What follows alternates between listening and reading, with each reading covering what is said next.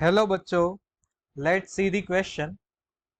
Consider a solid sphere of radius r and mass density rho r is equal to rho 0 1 minus r square by r square, where 0 less than r less than equal to capital R. The minimum density of a liquid in which it will float is.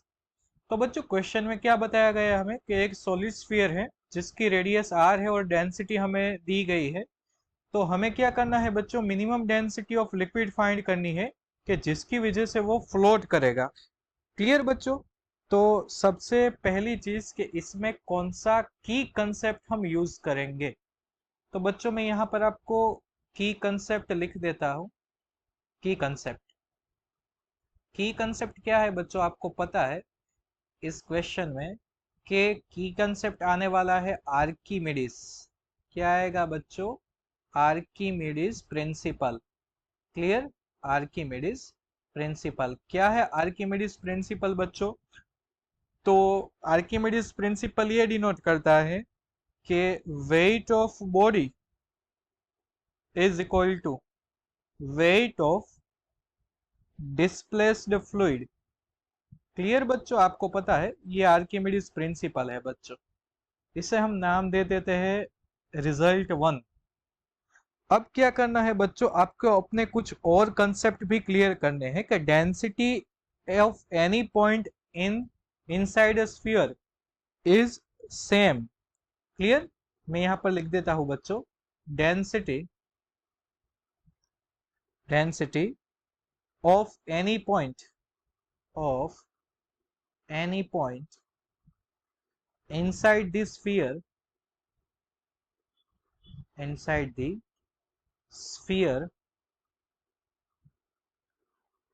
is rho dash is equal to rho r, जो हमें given data में दी गई है, rho 0 1 minus r square divide by r square.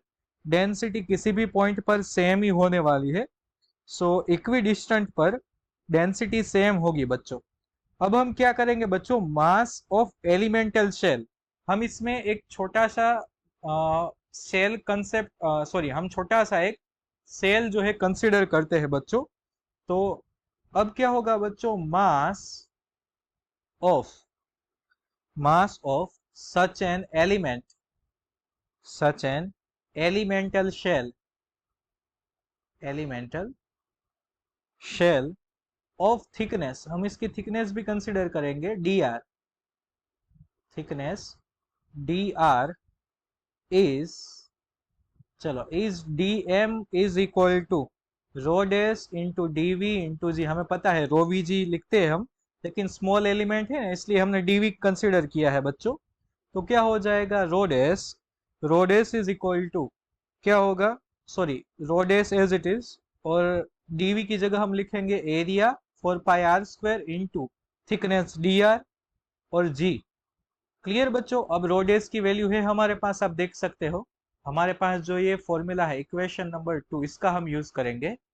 तो अब क्या होगा बच्चों, dm is equal to rho dash की जगह क्या लिखेंगे हम, rho 0 1 minus r square by r square into 4πr² into dr into g. Clear बच्चों? अब हमें टोटल मास चाहिए। अब हमें क्या चाहिए बच्चों, टोटल मास। तो अगर हमें टोटल मास चाहिए तो हमें इंटीग्रेशन करना पड़ेगा। Total mass capital M is equal to integration में क्या आ जाएगा बच्चों, तो इंटीग्रेशन में ये पूरा का पूरा dm आ जाएगा, then into integration 4 pi rho 0, और साथ में क्या आ जाएगा बच्चों, तो एक काम करते हैं, 4 पाई रो 0 जो कांस्टेंट है उसे हम बाहर निकाल लेते हैं। इंटीग्रेशन में सिर्फ कौन सी टर्म आएगी, पहले हम लिख लेते हैं कौन सा टर्म कांस्टेंट हो जाएगा, 4 pi rho 0 is constant into integration 0 से हम r तक ले लेते हैं, सेंटर का डिस्टेंस है 0, और जो सरफेस है मीन्स के रेडियस तक जो है इसका डिस्टेंस है कैपिटल R। अब बच्चों क्या करना है हमें, तो ये जो आर स्क्वायर है, आर स्क्वायर इसको अंदर मल्टीप्लाई कर देना है, तो r square minus r raise to 4 divide by r square and here is d r. Okay बच्चों, अब आप इंटीग्रेशन करोगे तो मास क्या मिलेगा आपको, तो 4 pi rho 0 is constant, are square का क्या हो जाएगा बच्चों, इंटीग्रेशन आर क्यूब बाई 3, यहाँ पर हो जाएगा r raise to 5 divide by 5। Okay बच्चों, लिमिट कहाँ से कहाँ, 0 से capital R. Then mass is equal to, then mass is equal to, mass is equal to 4 pi rho 0। अब upper limit minus lower limit, lower limit तो 0 है, सो upper limit ही रख दीजिए, आर क्यूब बाई 3 माइनस यहाँ पर क्या हो जाएगा are cube by 5।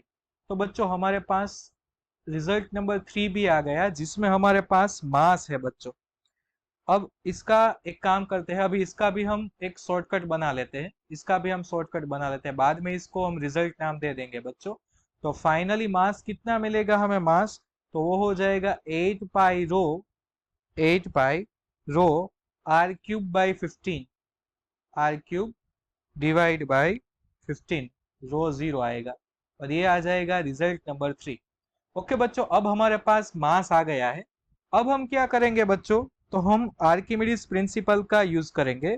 Archimedes principal क्या था, आप देखो बच्चों, तो अब आप देख सकते हो, according to Archimedes principle we can say that, यहां पर लिख देता हूं मैं, according to Archimedes principle, according to Archimedes principle, we can say that weight is equal to buoyant force because body is floating on the surface, not submerged.